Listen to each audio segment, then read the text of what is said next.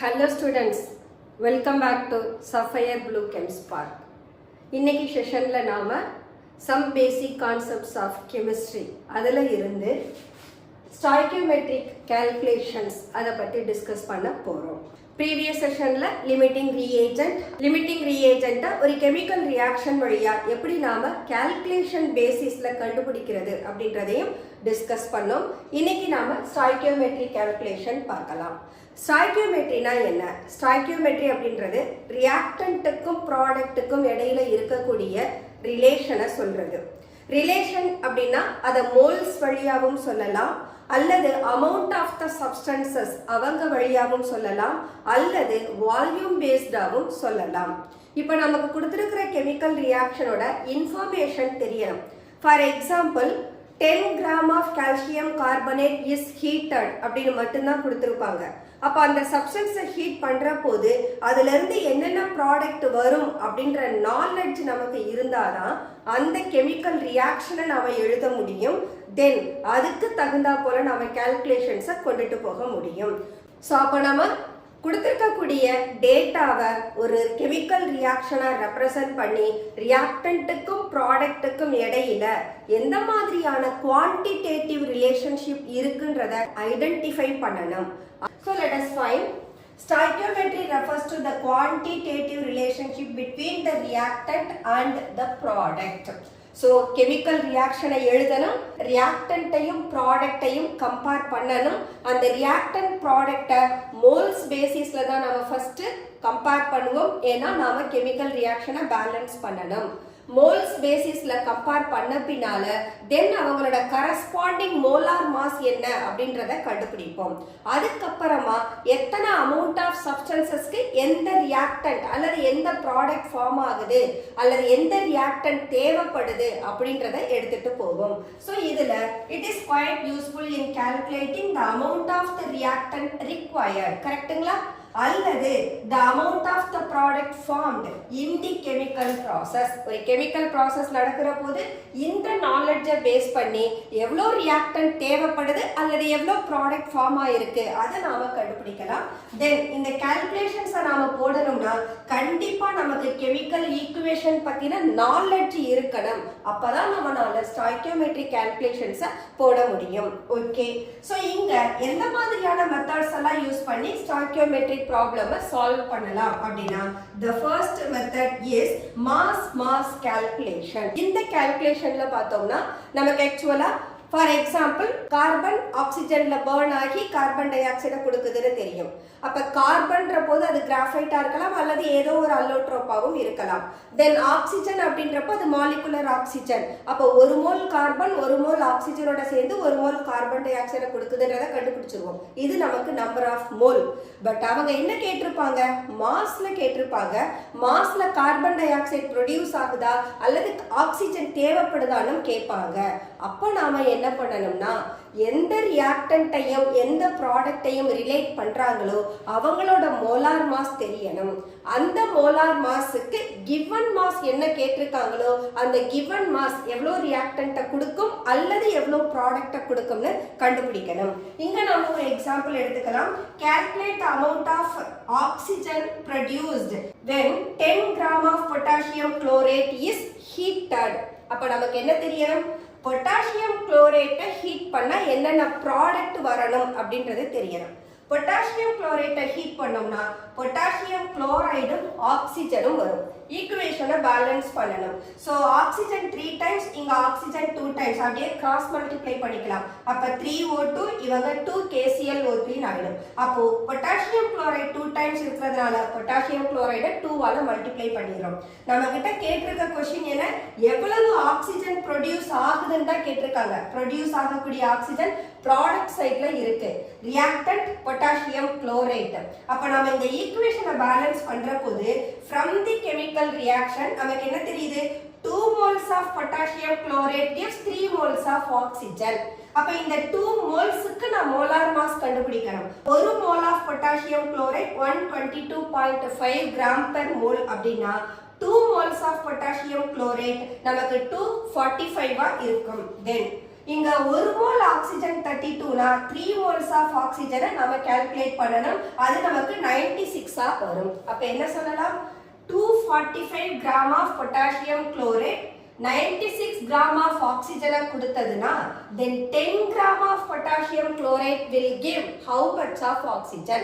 அப்போ இந்த ஆக்சிஜனை நாம M2ன்ற மோலார் மாஸ்ல எடுத்துக்கலாம். ஏன்னா அதுதான் நாம டிமாண்ட் பண்றது. then potassium chlorate M1 ன்னு எடுத்துக்கலாம்.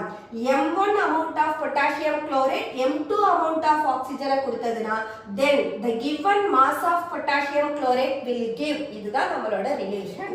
அந்த given mass நம்ம என்னன்னு எடுத்துக்கலாம்? X ன்னு எடுத்துக்கலாம். அப்ப எப்படி எழுதணும்? M2 amount of oxygen produced from M1 amount of potassium chlorate into X amount of potassium chlorate. So the relation mass of oxygen produced equal to M2 divided by M1 into given mass X. இத நாம ப்ராப்பரா represent பண்ணோம்னா according to stoichiometric calculations எடுத்திருக்கோம். இத நீங்க 1 மோலுக்கு தான் நான் கால்குலேட் பண்ண போறேன்னா என்ன செய்யணும்? என்டையர் ஈக்குவேஷனை நம்பர் ஆஃப் மோல்ஸ் ஆஃப் ரியாக்டன்ட்டால டிவைட் பண்ணணும். ஏன்னா 1 மோல் பொட்டாசியம் குளோரைட் எவ்வளவு மோல் ஆக்சிஜனை கொடுக்குதுன்றது தான் நம்மளோட டிமாண்ட். அப்போ நீங்க இந்த பொட்டாசியம் குளோரைட்டோட நம்பர் ஆஃப் மோல் என்னவோ அதால டிவைட் பண்ணீங்கன்னா 1 மோல் பொட்டாசியம் குளோரைட்டுக்கு எடுத்துக்கலாம். இல்ல as per the stoichiometric equation நான் கால்குலேஷனை எடுத்துட்டு போறேன்னா எத்தனை மோல்ஸ் இருக்கோ அத்தனை டைம் நம்ம என்ன பண்ணணும்? அதனுடைய மோலார் மாஸை மல்டிப்ளை பண்ணிக்கணும். சோ நான் மோலார் மாஸை மல்டிப்ளை பண்ணியே எடுத்திருக்கேன். 245 gram of potassium chlorate gives 96 gram of oxygen. Therefore 10 gram of potassium chlorate will give. இத சால்வ் பண்ணா எவ்வளவு ஆக்சிஜன் ப்ரொடியூஸ் ஆகும்னு தெரிஞ்சிரும். சோ இங்க எடுத்துக்கக்கூடிய ரியாக்டன்ட்டும் சரி ப்ராடக்ட்டும் சரி ரெண்டு பேரையுமே நம்ம மாஸ்ல கொடுத்திருக்கோம். அதனால இந்த கால்குலேஷன் மாஸ் கால்குலேஷன் சொல்லலாம். அடுத்து என்ன பண்ணலாம்னா மாஸ் வால்யூம் கால்குலேஷன் எடுத்துக்கலாம். அப்ப mass of the substance from which how much volume of the product formed அல்லது how much volume of the reactant required அப்படி கேட்கலாம். நமக்கு மோலார் வால்யூம் தெரியும். 1 mole of any gas will occupy 22.4 liter. அப்போ mass கால்குலேஷன்ல நாம molar mass எடுத்துக்கிறோம். But இங்க mass volume கால்குலேஷன்ல molar மாஸையும் molar வால்யூமையும் நாம ரிலேட் பண்ணணும். அப்படி எடுத்தோம்னா we can able to write. இதுக்கு ஒரு எக்ஸாம்பிள் எடுத்திருக்கோம். calculate the volume of carbon dioxide released. அப்ப இது product. when 50 gram of calcium carbonate is heated. இங்க என்ன கேட்டிருக்காங்க? வால்யூம் கேட்டிருக்காங்க. இங்க என்ன கொடுத்திருக்காங்க? நமக்கு மாஸ் கொடுத்திருக்காங்க. அப்ப இந்த மாஸ் வால்யூம் கால்குலேஷனை எடுத்துட்டு போக போறோம். ஃபர்ஸ்ட் என்ன பண்ணணும்? கால்சியம் கார்பனேட்டை ஹீட் பண்ணா என்னென்ன ப்ராடக்ட் வரணும் அதை பேலன்ஸ் பண்ணணும். So 1 mole of calcium carbonate அதை ஹீட் பண்ணோம்னா 1 mole calcium oxide 1 mole carbon dioxide form ஆகுது. இங்க கார்பன் டை ஆக்சைடு கேஸ்ல இருக்கும், கால்சியம் கார்பனேட்டும் கால்சியம் ஆக்சைடும் சாலிட்ல இருப்பாங்க. அதையும் நாம ரெப்ரசன்ட் பண்ணிட்டோம். இப்போ நமக்கு என்ன தெரியும்? M1 gram of calcium carbonate gives V1 ml of carbon dioxide. வால்யூமோட ரிலேட் பண்றோம். அப்ப எனக்கு 1 மோல் கார்பன் டை ஆக்சைடு எத்தனை வால்யூம் ஆஃப் லிட்டரை கொடுக்கும்? 22.4 லிட்டரை கொடுக்கும். அப்ப என்ன எழுதலாம்? 1 mole of calcium carbonate it gives 1 molar volume of carbon dioxide. 1 molar volume equal to 22.4 liter. அப்படினா 50 gram of calcium carbonate எவ்வளவு volume of carbon dioxide கொடுக்கும்? அப்ப என்ன செய்யணும்?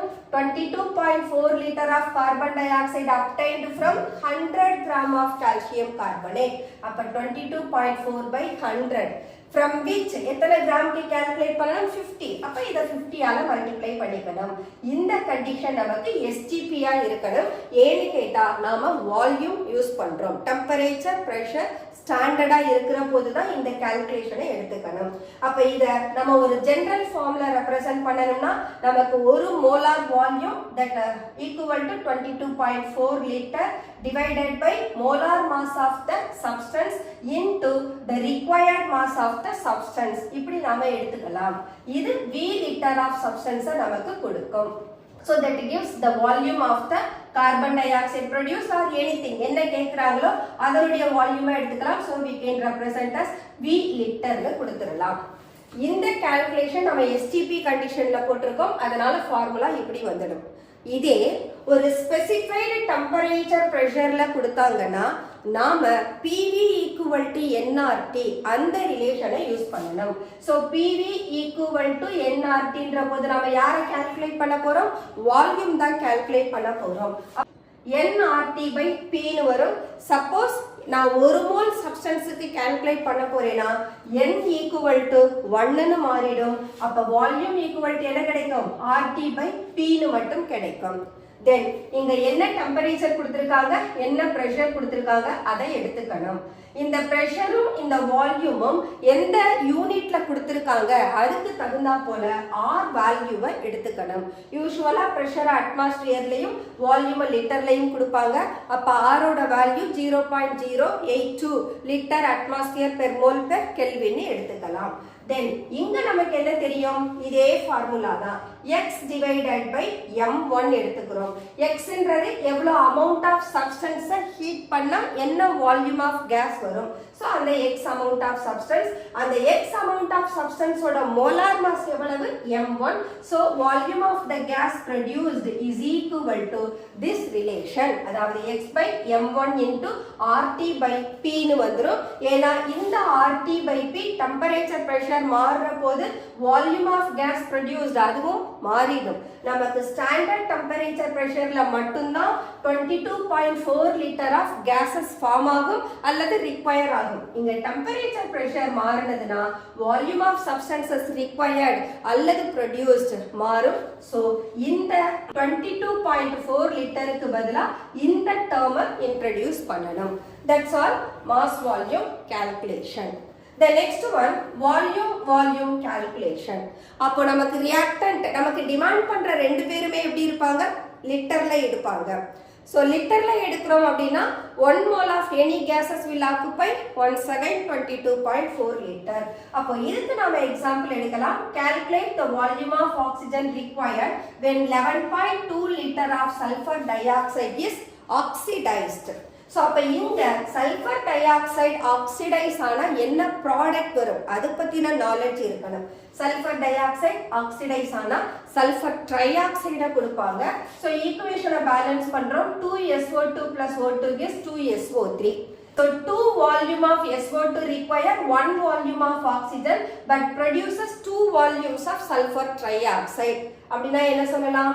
நான் இந்த ஈக்குவேஷன்ல மோலார் வால்யூம்ல கொடுத்தோம்னா 1 mole of sulfur dioxide occupy 22.4 liter.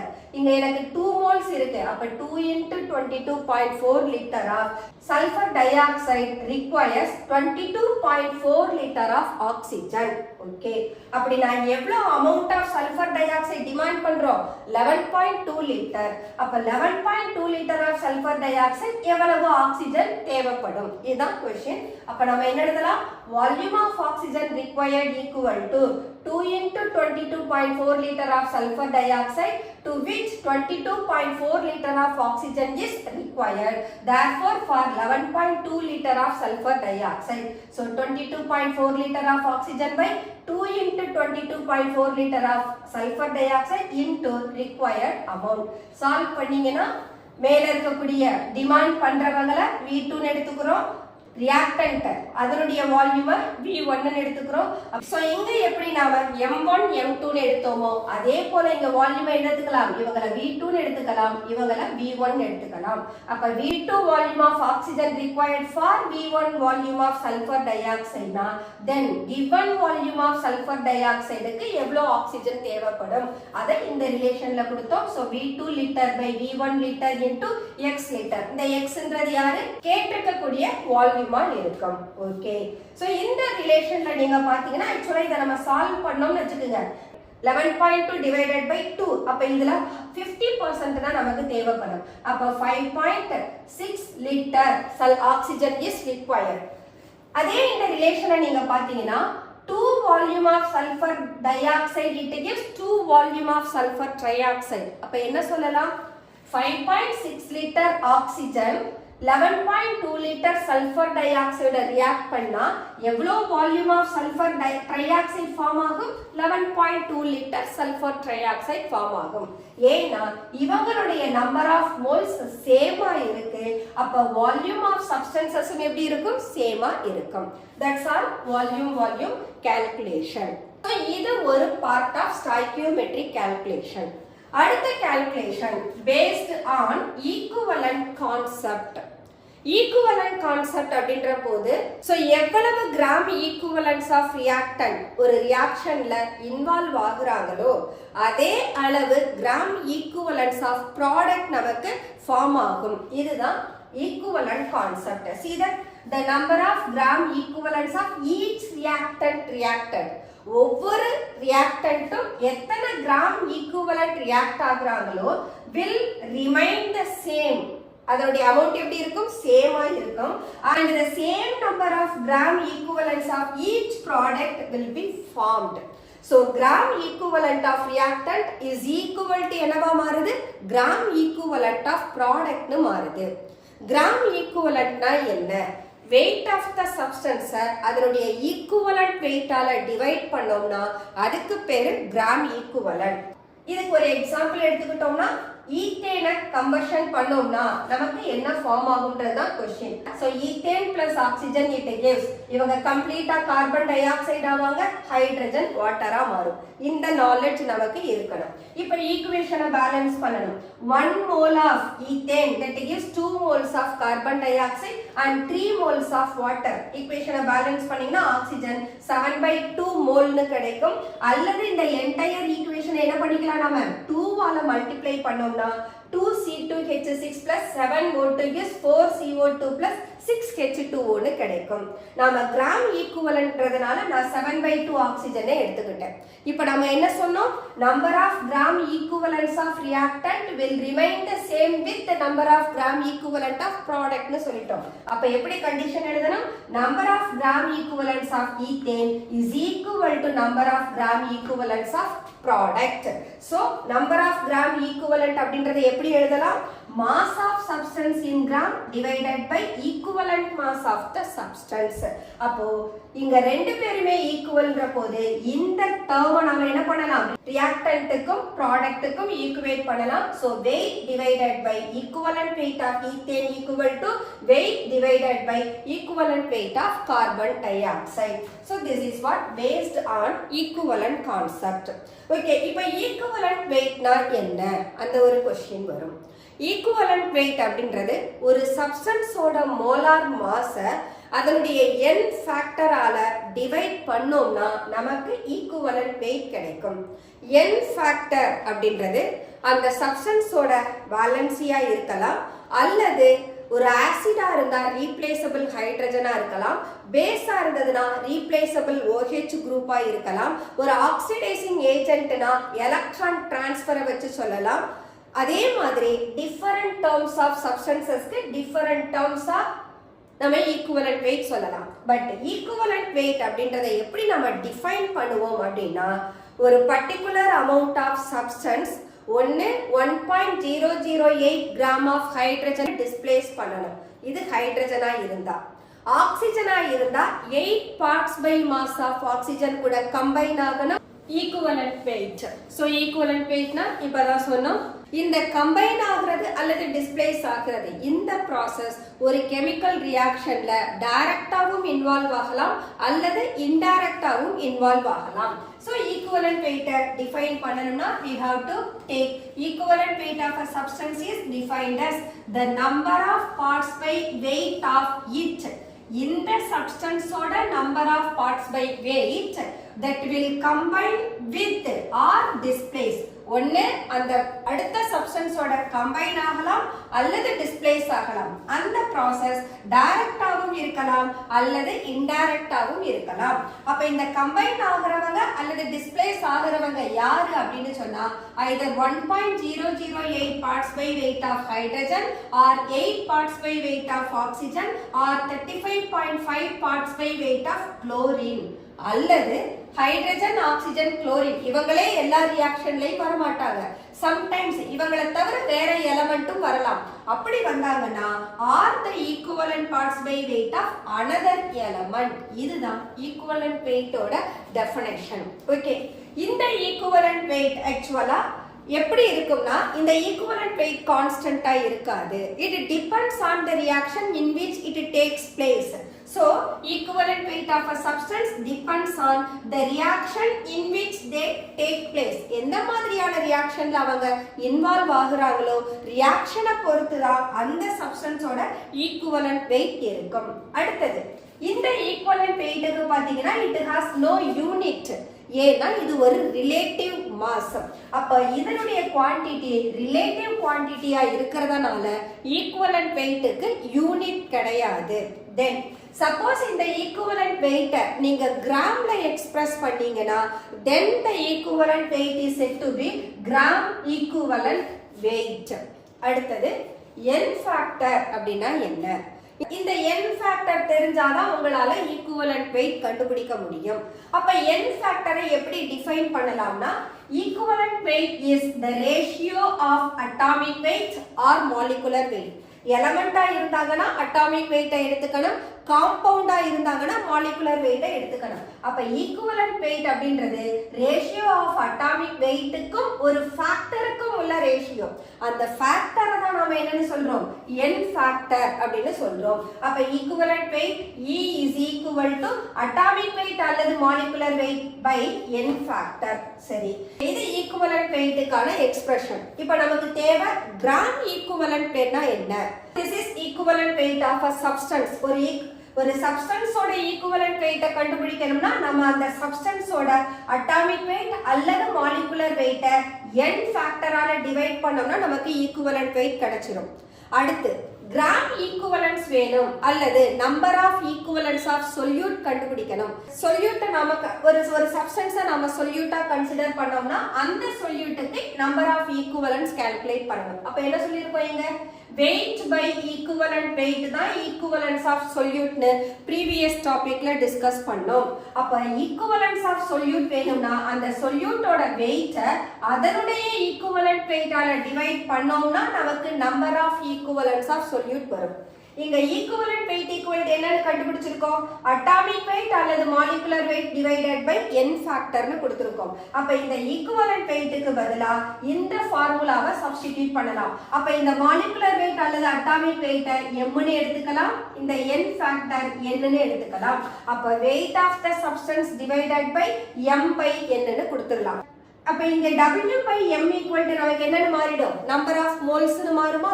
இந்த n நியூமரேட்டருக்கு போய்டும். அப்ப என்ன சொல்லலாம்? number of equivalents அப்படினா that is nothing but the product of number of moles of solute and n factor னு மாறிடும். So this is what number of equivalent. இந்த number of moles of solute இங்க இருந்து எடுத்துறோம். W by M mass by molar mass is mole. அப்போ இததான் நாம number of moles of solute அப்படின்றோம். இந்த n நியூமரேட்டருக்கு போறதுனால ப்ராடக்ட்டுக்கு வந்துரும். சோ number of equivalents எந்த சப்ஸ்டன்ஸ்க்கு கால்குலேட் பண்றோமோ அந்த சப்ஸ்டன்ஸோட number of moles கண்டுபிடிக்கணும். அதை அதனுடைய n ஃபேக்டரால மல்டிப்ளை பண்ணீங்கன்னா number of equivalents கிடைச்சிரும். Okay, then evaluation of equivalent weight. இந்த equivalent weight நாம depends on the substance or that depends on the reaction. அதை வச்சு தான் நாம ஈக்குவலன்ட் வெயிட்டை கண்டுபிடிப்போம் அப்படின்னு சொன்னோம். இதே நம்ம ஒரு எலமெண்டா இருந்ததுன்னா எலமெண்ட்டுக்கு அட்டாமிக் வெயிட் எடுத்துப்போம். அந்த எலமெண்ட்டுக்கு ஒரு வேலன்சி இருக்கும். வேலன்சின்றது combining capacity. For example sodium எடுத்தேன் அப்படின்னா சோடியமோட வேலன்சி 1. அப்ப சோடியமோட அட்டாமிக் வெயிட்டை 1ஆல நான் டிவைட் பண்ணேன்னா அது ஈக்குவலன்ட் வெயிட் ஆஃப் அன் எலமெண்டா மாறிடும். அப்ப எந்த எலமெண்ட்டுக்கெல்லாம் யூனிவேலண்ட் இருக்கோ, வேலன்சி 1 இருக்கோ, அவங்க அத்தனை பேருக்குமே அதனுடைய அட்டாமிக் வெயிட் ஈக்குவலன்ட் வெயிட்டுக்கு ஈக்குவலா இருக்கும். Then suppose என்னோட எலமெண்டோட வேலன்சி 2 அப்படின்னு இருந்தா அட்டாமிக் வெயிட் டிவைடட் பை 2 னு கொடுத்துருவேன். அது நமக்கு ஈக்குவலன்ட் வெயிட் ஆஃப் எலமெண்டா மாறும். ஃபார் எக்ஸாம்பிள் கால்சியம் எடுத்துக்கலாம். கால்சியமோட அட்டாமிக் வெயிட் 40, பட் கால்சியமோட வேலன்சி 2, ஏன்னா அதோட கம்பைனிங் கெப்பாசிட்டி 2. அப்ப 40 by 2 னு போட்டோம்னா ஈக்குவலன்ட் வெயிட் ஆஃப் கால்சியம் என்ன ஆயிடும்? 20 னு மாறும். சோ இதுதான் நம்ம ஒரு எலமெண்ட்டுக்கு கால்குலேட் பண்ற மெத்தட். சோ இப்போ எலமெண்ட் போலவே ஒரு சால்ட்டுக்கு கால்குலேட் பண்ணலாம். ஸோ சால்ட் நமக்கு நியூட்ரலா இருந்ததுன்னா அந்த சால்ட்ல இருக்கக்கூடிய கேட்டையான் அல்லது ஆனையானோட சார்ஜால அதனுடைய மோலார் மாஸை டிவைட் பண்ணீங்கன்னா நமக்கு ஈக்குவலன்ட் வெயிட் ஆஃப் சால்ட் கிடைக்கும். So equivalent weight of salt is molecular weight of salt divided by total charge on cation or the anion. அந்த cation அல்லது ஆனையானோட சார்ஜால டிவைட் பண்ணலாம். ரெண்டாவது பாத்தீங்கன்னா இந்த சால்ட்ல சார்ஜஸ் ஈக்குவல் அண்ட் ஆப்போசிட்டா இருக்கும். அப்பதான் நமக்கு அந்த சால்ட் நியூட்ரல். அதனாலதான் டோட்டல் சார்ஜ் ஆன் கேட்டையான் அல்லது ஆனையான் எடுத்துக்கிறோம். இது நியூட்ரல் சால்ட்டா இருந்தா. ஒருவேளை நம்மளோட சால்ட் அசிடிக் சால்ட்டாவோ பேசிக் சால்ட்டாவோ இருந்தாங்கன்னா அங்க ரீப்ளேசபிள் ஹைட்ரஜன் அல்லது ரீப்ளேசபிள் OH இருக்கும். ரீப்ளேசபிள் ஹைட்ரஜன் இருந்தா அசிடிக் சால்ட்னு சொல்லுவோம். ரீப்ளேசபிள் OH இருந்ததுன்னா அவங்கள பேசிக் சால்ட்னு சொல்லுவோம்.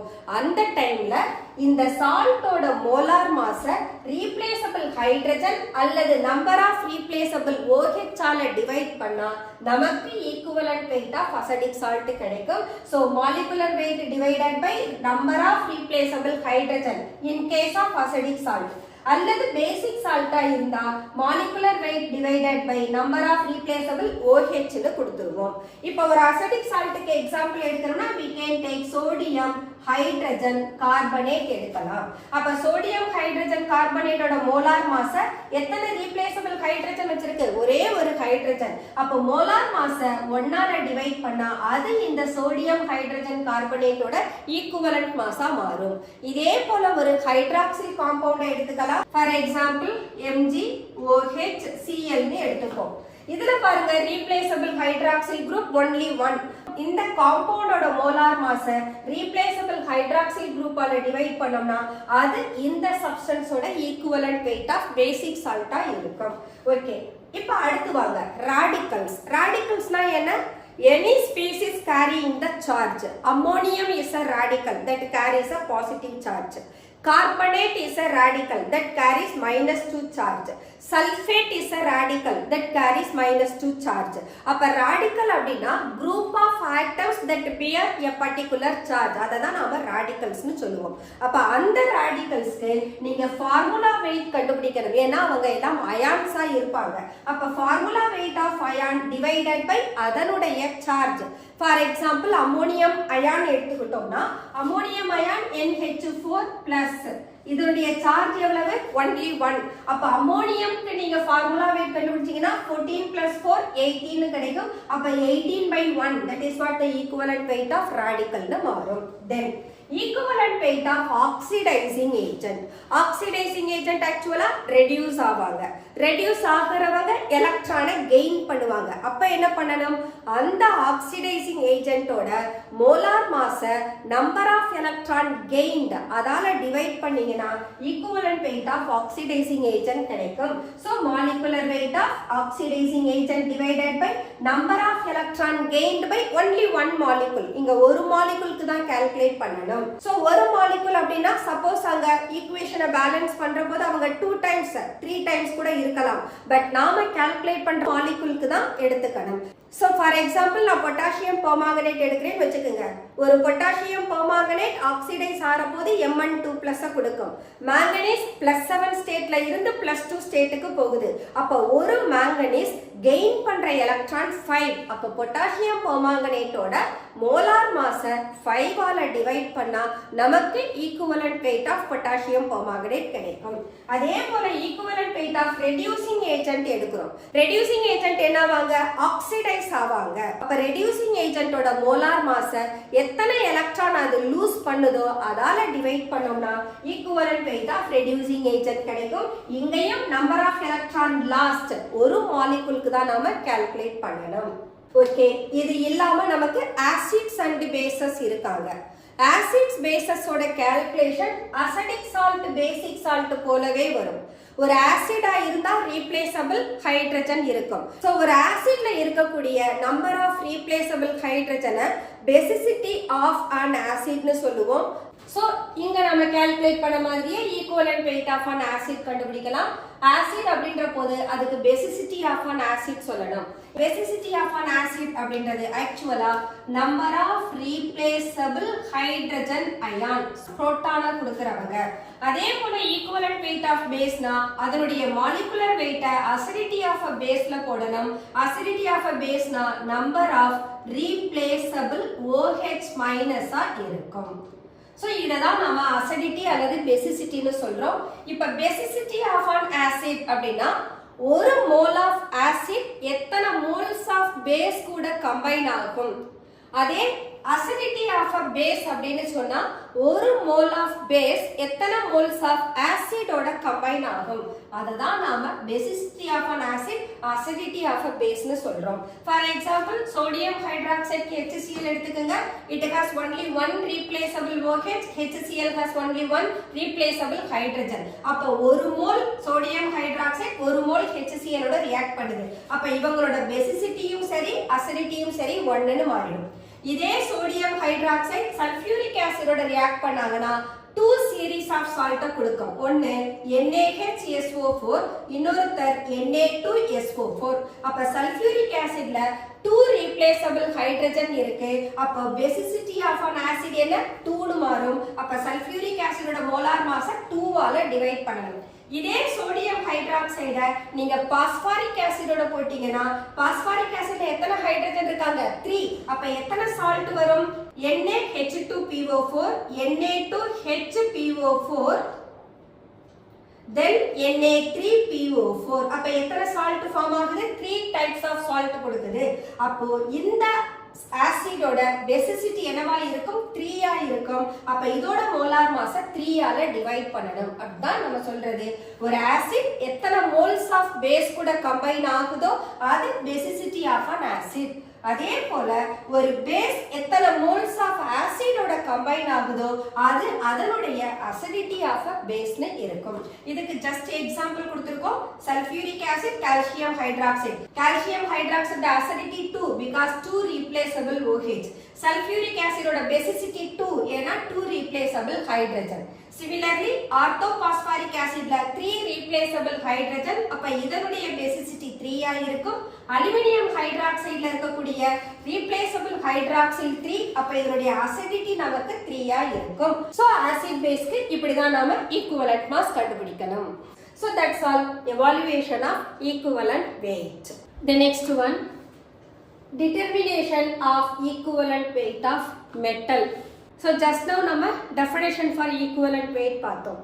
So அந்த definition படி இப்போ நாம என்ன பண்ண போறோம்னா different method வழியா ஒரு மெட்டலோட ஈக்குவலன்ட் வெயிட்டை கண்டுபிடிக்க போறோம். அங்க நாம ஹைட்ரஜன் ஆக்சிஜன் குளோரைட் இதை மட்டும்தான் பேஸ் பண்ணி சொன்னோம். இங்க என்ன பண்ண போறோம்னா in addition to that metal displacement, metal deposit ஆகிறது, sulfate formation, carbonate formation, some more methodையும் சேர்த்து டிஸ்கஸ் பண்ண போறோம். So the first method is hydrogen displacement method. Hydrogen displacement method யாருக்கு யூஸ் பண்ணலாம்னா ஒரு மெட்டல் ஆசிடோட ரியாக்ட் பண்ணா ஹைட்ரஜனை டிஸ்பிளேஸ் பண்ணுமா. ஸோ மெட்டல் இன் ஆசிட் அந்த டைப் ஆஃப் ரியாக்ஷனுக்கு நாம இந்த மெத்தடை எடுத்துக்கலாம். அப்ப equivalent weight of metal equal to weight of metal by weight of hydrogen into 1.008 parts by mass of hydrogen. அதாவது நமக்கு என்ன ரூல் தெரியும், number of equivalents of the first compound equal to number of equivalents of other compound. Number of ஈக்குவலன்ட்னா என்ன, wait by equivalent wait. அப்ப நமக்கு இங்க ஆக்சுவலா எப்படி கிடைக்கும், weight of metal by weight of hydrogen equal to equivalent weight of metal by equivalent weight of hydrogen இருக்கும். நமக்கு equivalent weight of metal தான் வேணும். அப்போ weight of metal by weight of ஹைட்ரஜனை ஈக்குவலன்ட் வெயிட் ஆஃப் ஹைட்ரஜனால நாம multiply பண்றோம். அப்ப வெயிட் ஆஃப் metal by weight of hydrogen கிடைச்சிரும். So இதுக்கு மட்டும் நான் எழுதுறேன், weight of metal divided by weight of hydrogen equal to equivalent weight of metal divided by equivalent weight of hydrogen is 1.008. அப்ப எனக்கு equivalent weight of metal தான் வேணும். அப்ப weight of metal by weight of hydrogen 1.008 ஆல multiply பண்ண போறோம். So எல்லா இடத்துலயுமே இந்த கான்செப்ட தான் அப்ளை பண்ண போறோம். பட் யார் மட்டும் மாறுவாங்க, இந்த equivalent weight of the respective substances ஹைட்ரஜனா இருக்கலாம், ஆக்சைடா இருக்கலாம், குளோரைடா இருக்கலாம், அந்த வேல்யூ மட்டும்தான் நமக்கு மாறும். அப்ப இந்த ஃபார்முலா ஒரே பேட்டர்ன் ஆஃப் ஃபார்முலாவா கொடுக்கும். அப்ப எந்த இடத்துல நீங்க போய் ஈக்குவலன்ட் வெயிட் ஆஃப் மெட்டல் போட்டாலும் சரி, அங்க யாரு ஃபார்ம் ஆகுறாங்க, ஆக்சைடு ஃபார்ம் ஆகுதா, அப்ப இந்த 1.008க்கு பதிலா 8 இன்ட்ரோடியூஸ் பண்ணணும். குளோரைடு ஃபார்மேஷன் நடக்குதா, 8க்கு பதிலா 35.5 வந்துடும். அதே மெட்டல் டிஸ்பிளேஸ்மெண்ட் நடக்குதா, ஒரு மெட்டல் இன்னொரு மெட்டலை டிஸ்பிளேஸ் பண்ற போது அவங்களோட கிராம் ஈக்குவலா இருக்கும். அப்ப wait of metal by weight of metal B equal to equivalent weight of metal A by equivalent weight of metal பின்னு கிடைக்கும். இந்த ரிலேஷன்ல இருந்து நீங்க எந்த மெட்டலுக்கு ஈக்குவலன்ட் வெயிட் கண்டுபிடிக்க போறீங்களோ அதுக்கு தகுந்தா போல இந்த ஃபார்முலாவை நாம ரீஅரேஞ்ச் பண்ணிக்கலாம். So இதே தான் நாம கொடுத்திருக்கோம். ஆக்சைடு ஃபார்மேஷனுக்கு weight of metal by weight of oxide into oxygen. Oxide ஃபார்மேஷன்னா மெட்டல் ஆக்சிஜனோட கம்பைன் ஆகி மெட்டாலிக் ஆக்சைடை கொடுக்கும். குளோரைடு ஃபார்மேஷன் சொன்னா மெட்டல் ஹாலஜனோட ரியாக்ட் பண்ணி குளோரைடை ஃபார்ம் பண்ணும். அதே போல மெட்டல் டிஸ்பிளேஸ்மெண்ட் அப்படின்ற போது ஒரு லெஸ் ரியாக்டிவ் மெட்டாலிக் சால்ட்டோட மோர் ரியாக்டிவ் மெட்டலை நாம போட்டோம்னா அந்த மெட்டல் ஒருத்தர் டிஸ்பிளேஸ் பண்ணுவாங்க இல்லையா, அந்த கான்செப்டுக்கு இந்த ஃபார்முலா. தென் எலக்ட்ராலைசிஸ் மெத்தட்ன்றப்போ ஃபாரடேஸ் லாஸ் ஆஃப் எலக்ட்ராலைசிஸ், அந்த லா படி more than one type of solution வழியா same amount of electricity நாம பாஸ் பண்ணோம்னா then weight of substance deposited at the electrode is directly proportional to its equivalent weight னு definition இருக்கும். Suppose நாம ரெண்டு metal deposit ஆகுதுன்னு எடுத்தோம்னா we can say weight of metal A deposited by weight of metal B deposited. This is equal to equivalent weight of metal A by equivalent weight of metal B னு கிடைக்கும். ஏன்னா இந்த weight of metal யாருக்கு directly proportional, அந்த மெட்டலோட equivalent weightக்கு directly proportional. So this is the formula for electrolysis method. Next method, sulfate formation method. So ஒரு metal அதனுடைய மெட்டாலிக் சல்ஃபேட்டை கொடுத்ததுன்னு சொன்னா நாம equivalent weight of metal equal to weight of metal by weight of metal sulphate கொடுக்கணும் into multiplied by 48.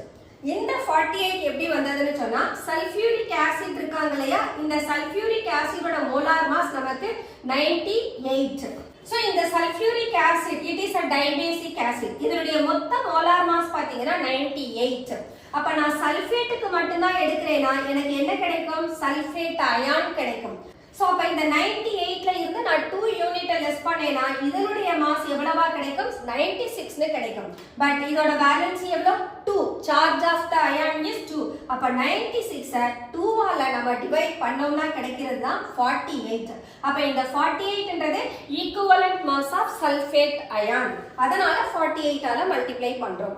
அதே மாதிரி கார்பனேட் ஃபார்மேஷனுக்கு வந்தோம்னா ஒரு மெட்டல் அதனுடைய மெட்டாலிக் கார்பனேட்டா மாறுற போது அந்த மெட்டலோட equivalent weight of metal equal to weight of metal divided by weight of metal carbonate into 30. இப்போ நீங்க யாரை கன்சிடர் பண்ணணும், கார்பனேட் அயானை கன்சிடர் பண்ணணும். கார்பனேட் அயானுக்கு சார்ஜ் 2-, அப்ப கார்பன் 12 plus 3 into 16 48 கிடைக்கும். 48 plus 12 equal to 60. இந்த 60 வேலன்சி சார்ஜ் 2 ஆல டிவைட் பண்ணீங்கன்னா 30 கிடைக்கும். அதனால கார்பனேட் ஃபார்மேஷன்ல இந்த ரேஷியோவை 30 ஆல நாம மல்டிப்ளை பண்றோம். The next one, conversion method. Conversion மெத்தட்ன்றதை நம்ம டபுள் டிஸ்பிளேஸ்மெண்ட்டுக்கு கன்சிடர் பண்ணலாம். 2 மெட்டாலிக் சால்ட் சொல்யூஷனை நாம எடுத்துக்கிட்டோம்னா இந்த சொல்யூஷனுக்கு இடையில இருக்கக்கூடிய ஆனையான் நமக்கு டிஸ்பிளேஸ் ஆகுதுன்னு கன்சிடர் பண்ணலாம். For example let us take barium chloride plus sodium sulfate. This forms sodium chloride plus barium sulfate. So in the formula படி weight of compound 1 by weight of compound 2. For example barium chloride நான் ஃபர்ஸ்டா எடுத்துக்கிறேன், sodium sulfate செகண்டா எடுத்துக்கிறேன். அப்ப இதனுடைய ratio equal to barium குளோரைட்ல யார் யார் இருக்காங்க, பேரியமும் இருக்கு குளோரைடும் இருக்கு. அப்ப இந்த பேரியமோட equivalent weight of metal plus equivalent weight of anion of compound 1. இதுல யார் anion, chloride is the anion. chloride ஓட சார்ஜ் 1. அப்ப இதனுடைய மாஸ நாம 1 ஆல டிவைட் பண்ணோம்னா அது equivalent weight of anion of compound 1 ன்னு வந்துரும். அதே போல சோடியம் சல்ஃபேட் எடுத்துக்கங்க. சோடியம் மெட்டலோட அட்டாமிக் மாஸை நீங்க 1 ஆல டிவைட் பண்ணனும். ஏன்னு கேட்டா அங்க சோடியம் மெட்டலுக்கு charge 1 plus equivalent weight of anion of compound 2 யார் இருக்காங்க sulphate. Sulphate is the anion. சல்ஃபேட்டுக்கு இப்பதான் என்ன கண்டுபிடிச்சோம் 96 அதனுடைய மாஸ். அப்ப அதோட சார்ஜால டிவைட் பண்ணா 48 கிடைக்கும். அப்ப equivalent weight of anion of compound 2 இங்க எனக்கு சல்ஃபேட்டா இருக்கும். அப்ப இந்த மாதிரி double displacement type of reactions இருந்ததுன்னா அதை நாம கன்வர்ஷன் மெத்தட்னு சொல்றோம். இந்த கன்வர்ஷன் மெத்தட் வர்ற போது நமக்கு காம்பவுண்ட் சால்ட்டா இருக்கு. அந்த சால்ட்ல இருக்கக்கூடிய மெட்டல் அஸ் வெல் அஸ் அதனுடைய அனயானிக் பார்ட் ரெண்டு பேரும் ஆட் பண்ணி தான் எடுத்துக்கணும். அப்பதான் நமக்கு ஈக்குவலன்ட் வெயிட் ஆஃப் மெட்டலை கால்குலேட் பண்ண முடியும். Okay, that's all the different methods of determination of equivalent weight. The next one, reactions in solutions. இந்த கான்செப்ட் படி ஒரு ரியாக்ஷனை நம்ம கன்சிடர் பண்றோம், அதுல சொல்யூஷன் இன்வால்வ் ஆகுதுன்னா அந்த சொல்யூஷன் ஒரு பர்டிகுலர் கான்சென்ட்ரேஷன்ல தான் நாம எடுத்துக்கணும். அப்ப சொல்யூஷன்ஸை டிஃபைன் பண்ற various methods of concentration terms என்னென்னலாம் இருக்குதுன்னா those are weight by weight percent எடுக்கலாம், volume by volume percent, weight by volume percent. இந்த percentage by weight அல்லது volume இது எல்லாமே roughly determined calculation இருக்கும். நம்மளோட கான்சென்ட்ரேஷன் ரொம்ப ரொம்ப எக்ஸாக்ட்டா இருக்கணும்னு சொன்னா நாம என்ன செய்யலாம், மோல் ஃபிராக்ஷன் எடுக்கலாம், மொலாரிட்டி எடுக்கலாம், மொலாலிட்டி எடுக்கலாம் அல்லது நார்மாலிட்டி எடுக்கலாம். ஏன் இந்த டேர்ம்ஸை நாம மோர் அக்யூரேட்டா இருக்கும் அப்படின்னு சொல்றோம்னா இங்க இன்வால்வ் ஆகிற சப்ஸ்டன்சஸோட நம்பர் ஆஃப் மோல்ஸை நாம எடுத்துப்போம். ஜஸ்ட் மேல இருக்கிறவங்க யாருக்கும் நம்பர் ஆஃப் மோல்ஸ் எடுத்துக்க மாட்டோம், வெயிட் எடுத்தோ அல்லது வால்யூமை எடுத்தோ தான் அதனுடைய பெர்சன்டேஜை கால்குலேட் பண்ணுவோம். ஓகே, இதனுடைய டெஃபினிஷன்ஸ் பார்த்தோம்னா weight by weight percent அப்படின்னா இங்க என்ன சொல்லணும், நமக்கு இது எல்லாமே ஒரு பைனரி மிக்சருக்கு தான் பார்க்க போறோம். அப்ப weight of solute divided by total mass of the solution. சொல்யூஷனுக்குள்ள சொல்யூட்டும் இருக்கும், சால்வெண்ட்டும் இருக்கும். அப்ப சொல்யூட்டோட வெயிட்டையும் சால்வெண்டோட வெயிட்டையும் ஆட் பண்ணா நமக்கு டோட்டல் வெயிட் ஆஃப் சொல்யூஷன் கிடைக்கும். அப்ப இந்த ரேஷியோவை 100 ஆல மல்டிப்ளை பண்ணோம்னா வெயிட் பை வெயிட் பர்சன்ட் கிடைக்கும். அதே போல வால்யூம் வால்யூம் பர்சன்ட். அப்ப இங்க சொல்யூட் வால்யூம்ல எடுத்துக்கணும், சால்வெண்ட்டையும் வால்யூம்ல எடுத்துக்கணும். பட் வால்யூம் பை வால்யூம் பர்சன்ட்க்கு volume of solute divided by total volume of solution இந்த fraction-ஐ 100 ஆல மல்டிப்ளை பண்ணோம்னா வால்யூம் percentage கிடைக்கும். அடுத்தது weight by volume percent. அப்ப சொல்யூட்டை நாம மாஸ்ல எடுத்துக்கணும், சால்வெண்ட்டை நாம லிக்விடா எடுத்துக்கணும், ml ல எடுத்துக்கணும். அப்ப அதுக்கு எப்படி வரும், weight of solute divided by total volume of solution into 100. So these three methods are different. அடுத்த மெத்தட்ஸ் என்னென்ன இருக்குதுன்னா மோல் ஃபிராக்ஷன். மோல் ஃபிராக்ஷன் அப்படின்னா total number of moles of different காம்போனன்ட்ல ஒன் ஆஃப் த காம்போனன்ட்டோட மோல் மட்டும் எவ்வளவு அப்படின்னு சொன்னா அதுதான் மோல் ஃபிராக்ஷன். சப்போஸ் என்கிட்ட 2 டிஃபரண்ட் காம்போனன்ட் இருக்காங்க A B. இப்போ நான் ஏன்ற காம்போனன்ட்டோட மோல் ஃபிராக்ஷன் கண்டுபிடிக்கலாம் அல்லது Bன்ற காம்போனன்ட்டோட மோல் ஃபிராக்ஷனை கண்டுபிடிக்கலாம். A மட்டும் கால்குலேட் பண்றேனா அப்ப number of moles of A present in total number of moles of the component. அதே போல மோல் ஃபிராக்ஷன் ஆஃப் B கண்டுபிடிக்கணும்னா number of moles of B divided by total number of moles of all the component னு எடுத்துப்போம். So அததான் இங்க கொடுத்திருக்கோம். A B அப்படின ரெண்டு component எடுத்துக்கிறேன். Number of moles of A NA னு கொடுக்கிறோம், number of moles of B NB னு கொடுக்கிறோம். அப்ப total number of moles NA + NB னு வந்துரும். இதுல number of moles of A மட்டும் எவ்வளவுனா அது மோல் ஃபிராக்ஷன் ஆஃப் A. அப்ப NA divided by NA + NB. Similarly, mole fraction of B வேணும்னா number of moles of B divided by total number of moles of A and B எடுத்துக்கணும். Okay, இதுல பாத்தீங்கன்னா இந்த mole fraction எல்லாரும் நாம add பண்ற போது அந்த வேல்யூ எப்பவுமே ஈக்குவல் டு 1 இருக்கும். சோ எந்த ஒரு மோல் ஃபிராக்ஷனும் கிரேட்டர் தென் 1 இருக்க முடியாது. Mole fraction always less than 1 இருக்கும் ஒரு பர்టిక్యులர் காம்பவுண்ட நாம கன்சிடர் பண்ற போது. Okay, that's all mole fraction. Molarity for binary solution. Molarity எடுத்துக்கிட்டோம்னா number of moles of solute present in volume of the solution in liter. சொல்யூஷனை லிட்டர்ல எடுத்துக்கணும். அதுல எத்தனை மோல்ஸ் ஆஃப் சொல்யூட் பிரசன்ட் ஆகி இருக்குன்னு பார்க்கணும். மோல் அப்படின்னு சொன்னா என்ன? Mass of the solute divided by its molar mass. அதை நம்ம கிராம் மோலார் மாஸ்னு சொல்லலாம். அப்ப இந்த ஃபார்முலாவை எப்படி எழுதலாம்? Mass of solute divided by its gram molar mass into volume of the solution ml ல இருந்ததுன்னா அதை லிட்டருக்கு கன்வெர்ட் பண்ணணும். அப்ப யாரால நம்ம மல்டிப்ளை பண்ணணும்? 1000 ஆல மல்டிப்ளை பண்ணணும். This is molarity of the solution. இதே போலதான் மொலாலிட்டி. பட் இங்க வால்யூம் ஆஃப் சொல்யூஷன் எடுக்க மாட்டோம். அதுக்கு பதிலா மாஸ் ஆஃப் த சால்வெண்டை எடுத்துப்போம். அந்த சால்வெண்டோட மாஸ் நமக்கு கிலோகிராம்ல இருக்கணும். அப்போ molality is defined as number of moles of solute present in weight of solvent in kilogram. இதே போல நீங்க மோல்ஸை எப்படி எடுத்துக்கலாம்?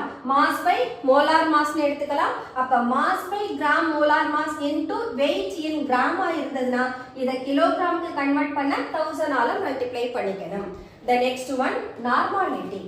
Normality எடுக்கிற போது we have to take number of equivalents of solute எடுத்துக்கணும் divided by volume of solution in liter. So இதனுடையது weight by equivalent weight எடுத்தோம்னா number of equivalents கிடைச்சிரும். So normality பொறுத்த வரைக்கும் இங்க எல்லா இடத்துலயும் நாம number of moles பார்த்திருப்போம். மொலாரிட்டிலையும் மொலாலிட்டிலையும் ஈவன் மோல் ஃபிராக்ஷன்லையும். பட் நார்மாலிட்டி வர்ற போது number of moles of solute க்கு பதிலா number of equivalents of solute எடுத்துக்கணும். number of equivalents of solute எப்படி கண்டுபிடிக்கணும்? weight of the solute divided by equivalent weight. equivalent weight னா என்ன? molar mass divided by its n factor. So அந்த ரிலேஷனை use பண்ணோம்னா we will get weight into 1000 equivalent weight into volume. இங்க volume ml ல இருந்ததுன்னா அதை லிட்டருக்கு கன்வெர்ட் பண்ண 1000 ஆல மல்டிப்ளை பண்றோம். So this is normality. இதை n அப்படின்னு ரெப்ரசன்ட் பண்ணுவோம். ஓகே, இதே நார்மாலிட்டி ஆஃப் சொல்யூஷனை ஒருவேளை வெயிட் பர்சன்டேஜுக்கு கொடுத்து அதனுடைய டென்சிட்டி வழியா கால்குலேட் பண்ண சொன்னாங்கன்னா டென்சிட்டி அண்ட் வெயிட் பர்சன்ட் தெரிஞ்சதுன்னா இந்த ஃபார்முலாவை யூஸ். இது எப்போ நமக்கு density of the solution கொடுத்திருந்தாங்கன்னா we have to consider this relation for the calculation of normality. That's all. The reactions in solution. இதுல நாம பார்த்திருக்கிறது எந்த மாதிரியான different concentration terms யூஸ் பண்றோம், அதுக்கு என்ன ஃபார்முலா, அதை தான் நாம டிஸ்கஸ் பண்ணியிருக்கோம். The next one, some important relations. So இந்த கான்செப்ட்ல நாம டிஃபரண்ட் கான்சென்ட்ரேஷன் டேர்ம்ஸ் இருந்தது இல்லையா, அந்த டிஃபரண்ட் கான்சென்ட்ரேஷன் டேர்ம்ஸை யூஸ் பண்ணி நம்ம சொல்யூஷன்ஸ் ப்ரிப்பேர் பண்ணுவோம். அப்படி ப்ரிப்பேர் பண்ற சொல்யூஷனை ஒரு கான்சென்ட்ரேஷன்ல இருந்து இன்னொரு கான்சென்ட்ரேஷனுக்கு மாற்றலாம், அல்லது அந்த பர்டிகுலர் கான்சென்ட்ரேஷன் ஆஃப் சொல்யூஷனை நாம டைல்யூஷனும் பண்ணலாம். ஒரே மாதிரியான டைப் ஆஃப் சொல்யூஷன்ஸை மிக்ஸ் பண்ணவும் செய்யலாம். ஸோ இந்த 3 விதமான ப்ராசஸ் எடுக்கிற போது அங்க அந்த கான்சென்ட்ரேஷன் டேர்ம்ஸ்க்கு இடையில என்ன ரிலேஷன் இருக்கும், அதை தான் நாம சம் இம்பார்ட்டன்ட் ரிலேஷன் அப்படின்ற டாபிக்ல பார்க்க போறோம். First one, if molarity of volume of solutions are changed from m1v1 to m2v2. என்கிட்ட ஒரு சொல்யூஷன் இருக்கு, அதனுடைய மொலாரிட்டி 1 இருக்கட்டும், வால்யூம் 100 ml இருக்கட்டும். இந்த மொலாரிட்டி நான் இப்ப என்ன பண்ண போறேன், இன்னொரு மொலாரிட்டிக்கு சேஞ்ச் பண்ண போறேன் அப்படின்னா அந்த 1 மொலாரிட்டில இருந்து அது 2 ஆகலாம், ஈவன் 0.1 கூட ஆகலாம். அப்ப வால்யூமும் நமக்கு என்ன ஆகும், சேஞ்ச் ஆகும். வால்யூம் சேஞ்ச் ஆனாதான் மொலாரிட்டி சேஞ்ச் ஆகும். ஏன்னா மொலாரிட்டியோட ஃபார்முலாவே number of moles of solute divided by volume of solution. எப்பெல்லாம் நாம வால்யூம் ஆஃப் சொல்யூஷனை சேஞ்ச் பண்றோமோ அப்போ அதுல பிரசன்ட் ஆகி இருக்கக்கூடிய number of moles per unit volume decrease ஆகும் அல்லது இன்க்ரீஸ் ஆகும். அதுக்கு தகுந்தா போல நமக்கு மொலாரிட்டி மாறும். அப்ப அந்த ரிலேஷனை மீன் பண்றதுக்கு m1v1 ஈக்குவல் டு m2v2. m1v1ன்றது ஆல்ரெடி எக்ஸிஸ்ட் ஆகக்கூடிய கான்சென்ட்ரேஷனும் வால்யூமும். சோ இது எப்படி இன்னொரு மோலார் கான்சென்ட்ரேஷனுக்கு மாறுதுன்ற போது அதனுடைய வால்யூம் சேஞ்ச் ஆனாதான் கான்சென்ட்ரேஷன் மாறும். So we are saying m1v1 equal to m2v2. So இந்த மாதிரியான சேஞ்சஸ் இருந்ததுன்னு சொன்னா அந்த ரிலேஷனை நாம m1v1 equal to m2v2 னு கொடுக்கலாம். The next one, suppose இந்த சொல்யூஷனோட ஒரு வால்யூம்ல இருந்து இன்னொரு வால்யூம்க்கு நான் மாத்த போறேன். அப்படி மாத்துற போது டிஃபரன்ஸ் இன் வால்யூம் எனக்கு வந்துடும். அதே சமயம் வால்யூம் சேஞ்ச் ஆனதுன்னா மொலாரிட்டி ஆஃப் த சொல்யூஷனும் மாறிடும். அந்த மாதிரி இருக்கிற போது அந்த சொல்யூஷன்ல டிஃபரன்ஸ் இன் வால்யூம் எவ்வளவு அப்படின்னு கேட்டாங்கன்னா இந்த ரிலேஷனை யூஸ் பண்ணணும். See, volume of water added to get a solution of molarity M2. M2ன்ற மொலாரிட்டிக்கு வந்துருச்சு, ஏன்னா நான் பர்டிகுலர் அமௌண்ட் ஆஃப் வாட்டரை ஆட் பண்ணிட்டேன். அப்படின்னு சொன்னா இந்த M2 M1ன்ற மொலாரிட்டில இருந்து M2க்கு போயிருக்கு. அப்படின்னா அந்த வால்யூம் ஆஃப் சொல்யூஷன் எவ்வளவு வேரி ஆகுது அப்படின்றத V2 V1 M1 M2 M2 into V1 இந்த ரிலேஷனை யூஸ் பண்ணி கண்டுபிடிக்கணும். சோ V1ன்றது ஆல்ரெடி இருந்த வால்யூம், V2ன்றது நம்ம வாட்டர் ஆட் பண்ண பின்னால எவ்வளவு வால்யூம் சேஞ்ச் ஆகி இருக்கு அதை மீன் பண்ணும். M1ன்றது V1 வால்யூம்ல அதோட கான்சன்ட்ரேஷன் M1 ஆ இருக்கும். V1 V2 ஆ மாறுற போது கான்சன்ட்ரேஷன் M2 னு மாறி இருக்கும். So this is what relation. The next one, இவங்க ரெண்டு பேரையும் நாம மொலாரிட்டியை பேஸ் பண்ணி சொல்றோம். இதுல இருந்து நாம என்ன பண்ண போறோம்னா நார்மாலிட்டிக்கு எடுக்க போறோம். நம்ம நார்மாலிட்டின்ற போது ஈக்குவலன்ட் வெயிட்ட கன்சிடர் பண்ணுவோம், மொலாரிட்டின்ற போது நம்பர் ஆஃப் மோல்ஸ கன்சிடர் பண்ணுவோம். அப்போ இங்கேயும் ஒரு நார்மாலிட்டியில இருந்து இன்னொரு நார்மாலிட்டிக்கு சொல்யூஷன் சேஞ்ச் ஆனதுன்னா எப்படி M1 V1 M2 V2 னு கொடுக்கறோமோ அதே போல இவங்கள V1 N1 V2 N2 னு கொடுக்கலாம். சேம் திங் இந்த ரிலேஷனும். இப்போ நம்ம வால்யூம் ஆஃப் சொல்யூஷனை டைல்யூட் பண்றோம்ன்ற போது சம் பர்டிகுலர் வால்யூம் ஆஃப் வாட்டரை ஆட் பண்ணிருப்போம். அப்ப நார்மாலிட்டியும் சேஞ்ச் ஆயிடும், டிஃபரன்ஸ் இன் வால்யூமும் வந்துடும். அப்ப டிஃபரன்ஸ் இன் வால்யூம் ஆஃப் சொல்யூஷனை கண்டுபிடிக்கிறதுக்கு V2 V1 N1 N2 N2 into P1. So இந்த ஃபிராக்ஷனும் சேமா இருக்கும். அதே போல first relationum third relationum same ஆ இருக்கும். Okay, the next one, when two solutions of the same type, two solution of the same type னா ரெண்டு பேரும் ஒண்ணு ஆசிடா இருக்கலாம் அல்லது ரெண்டு பேரும் பேசஸா இருக்கலாம். சோ இப்போ ரெண்டு ஆசிட நான் மிக்ஸ் பண்ணலாம் அல்லது ரெண்டு பேசஸா நான் மிக்ஸ் பண்ணலாம். அப்படி மிக்ஸ் பண்ற போது ஒரு பர்టిక్యులர் கான்சன்ட்ரேஷன்ல இருந்து இன்னொரு பர்టిక్యులர் கான்சன்ட்ரேஷனுக்கு அந்த சொல்யூஷன் வேரி ஆகும். So the normality of that mixture equal to N1 V1 plus N2 V2 divided by V1 plus V2. V1ன்ற வால்யூம்ல இருக்கிற போது அவங்களோட நார்மாலிட்டி N1 ஆ இருந்திருக்கும், V2ன்ற வால்யூம்க்கு போற போது நார்மாலிட்டி N2 னு மாறி இருக்கும். The relation is the new normality of the solution is N1 V1 plus N2 V2 divided by V1 plus V2. So இங்க நார்மாலிட்டியை எப்படி கண்டுபிடிக்கலாம்? மொலாரிட்டில இருந்தும் கண்டுபிடிக்கலாம். மொலாரிட்டியை n ஃபேக்டரோட நாம மல்டிப்ளை பண்ணோம்னா நமக்கு நார்மாலிட்டி கிடைச்சிரும். Okay, the next one, titration. Titration நமக்கு two types of titration இருக்கு. ஒன்னு acid base titration, இன்னொன்னு precipitation titration. அதுக்கு அடுத்து பாத்தீங்கன்னா redox titration. நம்ம யூசுவலா நம்ம லாபரட்டரியில acid base titration செய்திருவோம், redox titration செய்வோம், precipitation titration செய்ய மாட்டோம். சோ இங்க acid base titration எடுத்தோம்னு சொன்னா ஒரு ஆசிட இன்னொரு பேஸ் என்ன பண்ணணும்? ஆக்சுவலா நியூட்ரலைஸ் பண்ணணும். அப்போ ஒரு ஆசிடோட பர்టిక్యులர் வால்யூம் வித் கான்சன்ட்ரேஷன் இன்னொரு பேஸோட பர்టిక్యులர் வால்யூம் வித் கான்சன்ட்ரேஷனோட டைட்ரேட் பண்ற போது n பாயிண்ட்ல அவங்க ஒருத்தர் நியூட்ரலைஸ் பண்ணி இருப்பாங்க. அந்த ரிலேஷனை நாம நார்மாலிட்டி வழியா சொன்னோம்னா normality of an acid into volume of acid equal to normality of base into volume of base னு கிடைக்கும். இது நமக்கு கிராம் ஈக்குவலன்ஸ்ல இருந்து கொண்டுட்டு வர்றது.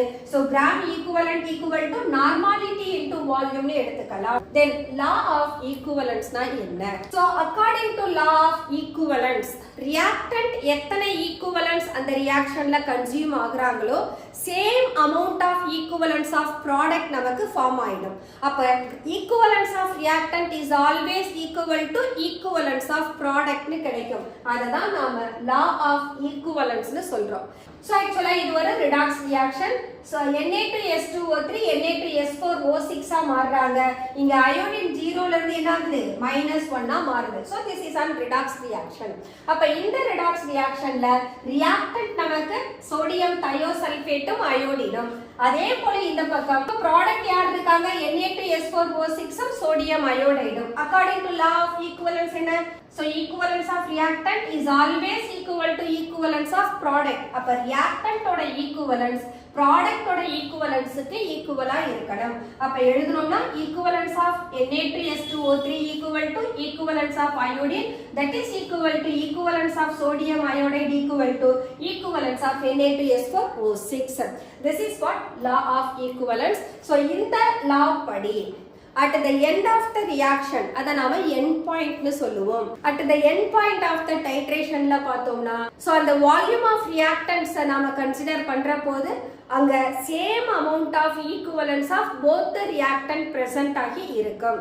இது நாம end pointல மட்டும் தான் consider பண்ண முடியும். so at the end point of the titration எத்தனை ரியாக்டன்ட் நமக்கு ரியாக்ட் பண்றாங்களோ அந்த ரியாக்டன்ட்டோட ஈக்குவலன்ஸ் ஈக்குவலா இருக்கும். அந்த ஈக்குவலண்ட்டை நாம மில்லி ஈக்குவலண்டாவும் எடுத்துக்கலாம் அல்லது கிராம் ஈக்குவலண்டாவும் எடுத்து ஈக்குவேட் பண்ணிக்கலாம். That's all titration. இந்த ஆசிட் பேஸ் டைட்ரேஷன் பார்த்தோம்னா ஆக்சுவலா இங்க நாம இண்டிகேட்டர் யூஸ் பண்ணுவோம். இந்த இண்டிகேட்டர் யூசுவலா சிந்தட்டிக் இண்டிகேட்டரா இருக்கும். நாம ஃபினாப்தலின்ற இண்டிகேட்டரை ஆசிட் பேஸ் டைட்ரேஷனுக்கு யூஸ் பண்ணலாம். அதே சமயம் ரிடாக்ஸ் டைட்ரேஷன்ல இண்டிகேட்டர் எதுவும் யூஸ் பண்ண மாட்டோம். அங்க ஒன் ஆஃப் த ரியாக்டன்ட் அவங்களே செல்ஃப் இண்டிகேட்டரா பிஹேவ் பண்ணுவாங்க. That's all titration. Okay students, basic concepts of chemistry chapter 1 அதை நாம கம்ப்ளீட் பண்ணிட்டோம். ஐ திங்க் உங்களுக்கு இந்த சாப்டர் புரிஞ்சிருக்கும் நினைக்கிறேன். கொஞ்சம் நிறைய ப்ராக்டிஸ் பண்ணுங்க. இந்த சாப்டர் கம்ப்ளீட் பண்ண பின்னால இதை பேஸ் பண்ணி நான் சம் கொஷின்ஸ் உங்களுக்கு ஷேர் பண்றேன். அந்த கொஷின்ஸை நீங்க ஒர்க் அவுட் பண்ணியும் பார்த்துக்குங்க. ஓகே ஸ்டூடெண்ட்ஸ், இன்னைக்கு செஷனை நாம க்ளோஸ் பண்ணிக்கலாம். அடுத்த செஷன்ல நியூவா ஒரு சாப்டர் எடுத்து டிஸ்கஸ் பண்ணுவோம். until then bye bye.